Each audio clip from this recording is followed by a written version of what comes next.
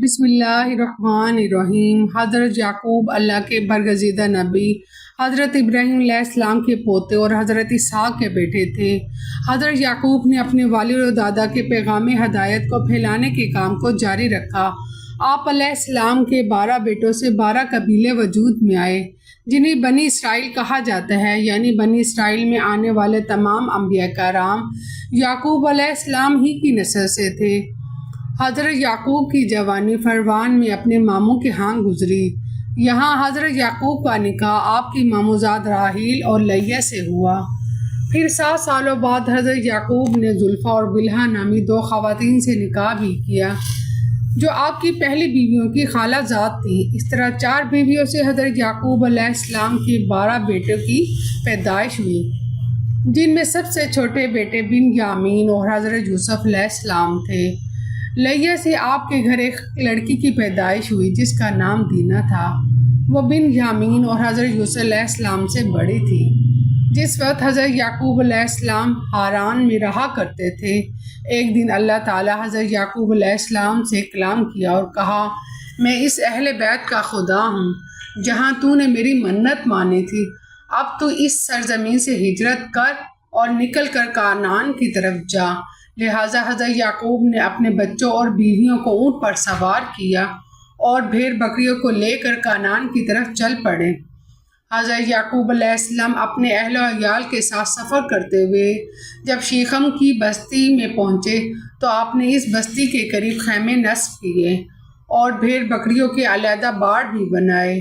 پھر حضرت یعقوب نے یہاں کے بادشاہ، جس کا نام جمور تھا، اس سے 100 بکریوں کے بدلے ایک زمین خریدی۔ حضرت یعقوب نے ایک گھر بنایا اور خدا کی عبادت میں مشغول رہے۔ آپ یہاں 15 مہینوں تک امن و امان سے رہے۔ یہ وہ دور تھا جب یوسف علیہ السلام بہت چھوٹے تھے۔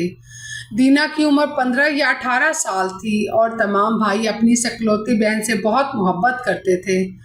حضرت یعقوب علیہ السلام کے والد اور دادا نے انہیں یہ حکم دیا تھا کہ وہ کسی کنعانی لڑکے یا لڑکی سے اپنا رشتہ نہ جوڑے، کیونکہ کنعانی لوگ مورتی کی پوجا کرتے تھے اور ان کے سارے رسم و رواج جہاں جہالت، شرک اور خدا کی نافرمانیوں سے بھرے تھے۔ وہ جھوٹے دیوی دیوتاؤں کی پوجا کرتے اور اسی وجہ سے سدوم اور عمارہ ایسے ہی گناہوں کی وجہ سے تباہ ہو چکے تھے۔ ان سب باتوں کا علم حضرت یعقوب علیہ السلام کو تھا، لہٰذا آپ کنعانی لوگوں سے محتاط رہتے اور اپنے بیٹوں کو بھی آگاہ کرتے۔ حضرت یعقوب علیہ السلام کے منع کرنے کے باوجود دینا نے کچھ کنعانی لڑکیوں سے دوستی کر لی اور ان کے گھر آنے جانے لگی۔ دینا کے بھائیوں کو اس کی خبر ہوئی تو انہوں نے اسے ان کنعانی لڑکیوں سے دوستی کرنے سے منع کیا، لیکن اپنی لاڈلی بہن کی ضد کے آگے مجبور ہو کر انہوں نے اس سے کچھ نہ کہا۔ چنانچہ ایک دن جب دینا اپنی سہیلیوں کے ساتھ شیخم کی بستیوں میں گئی تو وہاں کے بادشاہ جمور کا بیٹا، جس کا نام شکیم تھا، اس کی نظر دینا پہ پڑی۔ چونکہ دینا بہت ہی خوبصورت اور حسین تھی، لہٰذا اسے وہ بہت پسند آئی۔ شکیم اور دینا ایک دوسرے سے محبت کر بیٹھے۔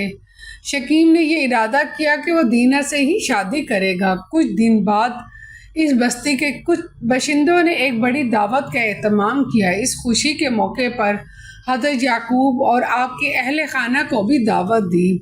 اس دعوت میں بادشاہ جمور نے حضرت یعقوب سے التجا کی کہ آپ اپنی بیٹی دینا کی شادی میرے بیٹے سے کر دیں اور ہمارے اس ملک میں سکون سے رہیں۔ لیکن حضرت یعقوب علیہ السلام کے 2 بیٹے شمعون اور لاوی اس بات پر بہت غصہ ہوئے کہ غیر قوم کی ہمت کیسے ہوئی کہ یہ ہماری اعلیٰ نسل کی عورت سے شادی کریں یا رشتے کے بارے میں سوچے۔ بھائیوں نے آپس میں مشورہ کیا اور انہوں نے نہایت ہی چالاکی سے ایک منصوبہ بنایا۔ وہ اگلے دن بستی کے حکمران جمور اور شہزادہ شکیم کے پاس گئے۔ ان کے سامنے ایک شرط رکھی کہ ہمارے لیے اپنی بہن کی شادی ایک ایسے شخص کے ساتھ کرنا شرمناک بات ہو گئی جس کا ختنہ نہ ہو، لہٰذا اس شادی کے لیے شرط یہ ہے کہ آپ اور آپ کا پورا قبیلہ ختنہ کروائے۔ یہ بہت بڑی شرط تھی، لیکن بستی کے تمام مرد اپنے بادشاہ اور شہزادے کی خوشی کے خاطر ختنہ کروانے پر راضی ہو گئے ہیں۔ دراصل ختنہ کروانا حضرت یعقوب علیہ السلام کے بیٹوں کی شرط نہ تھی، بلکہ ایک یہ چال تھی۔ جب شہر کے تمام لوگ ختنہ کروا چکے تو اگلے ہی دن شمعون اور لاوی ہتھیار سمیت بستی میں داخل ہوئے اور ان کے گھروں میں داخل ہو کر تمام مردوں کو قتل کر دیا۔ چونکہ تمام مرد ختنہ کروانے کی وجہ سے درد میں مبتلا تھے، چنانچہ وہ ان سے لڑ نہ سکے۔ شمعون اور لاوی نے بادشاہ جمور اور شہزادہ شکیم کو بھی مار ڈالا اور بستی کے تمام مال و اسباب لوٹ لیے۔ حضرت یعقوب علیہ السلام کو جب اس بات کی اطلاع ملی تو آپ اپنے بیٹوں کی اس حرکت پر بہت شدید غمزدہ اور ناراض ہوئے۔ انہیں بہت ملامت کی۔ مجبور ہو کر حضرت یعقوب علیہ السلام اپنے اہل و عیال کو لے کر اس بستی سے نکل گئے۔ اس واقعے پر حضرت یعقوب علیہ السلام اس قدر ناراض تھے کہ انجیل کے مطابق جب آپ نے آخری وصیت کی تب بھی اپنے بیٹوں شمعون اور لاوی کو بے گناہ انسانوں کے اس قتل عام پر معاف نہ کیا۔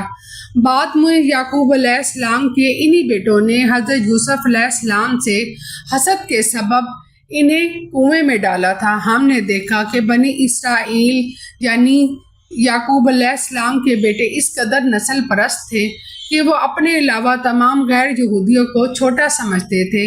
انہوں نے کنعانی لوگوں کا قتل عام کیا اور معصوم شہریوں کو مار ڈالا، کیونکہ ان کا گناہ صرف یہ تھا کہ ان کے شہزادے نے ان کی بہن کا رشتہ اپنے لیے مانگا تھا، اور کسی شخص کو ہلاک کرنے کا اختیار صرف اللہ تبارک و تعالیٰ ہی کو ہے۔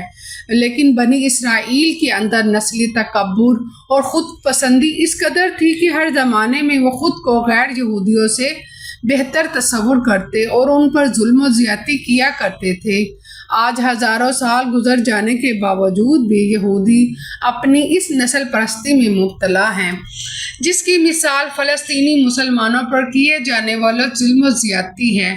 آج لاکھوں فلسطینیوں کی شہادت اور مظلومانہ خون اسرائیلی یہودیوں کی نسل پرستی اور سرکشی اور تکبر ہے، جس کی وجہ سے یہ لوگ آج بھی خود کو خدا کی پسندیدہ قوم تصور کر کے ہر غلط کام کو انجام دیتے ہیں، جبکہ ہمارا دین اسلام ہمیں یہ حکم دیتا ہے کہ دنیا میں موجود تمام انسان برابر ہیں۔ کسی کالے کے گورے پر اور گورے کو کالے پر کوئی فضیلت حاصل نہیں ہے، اور نہ ہی کوئی اجمی کسی عربی سے برتر ہے اور نہ ہی کوئی عربی کسی اجمی سے بدتر ہے۔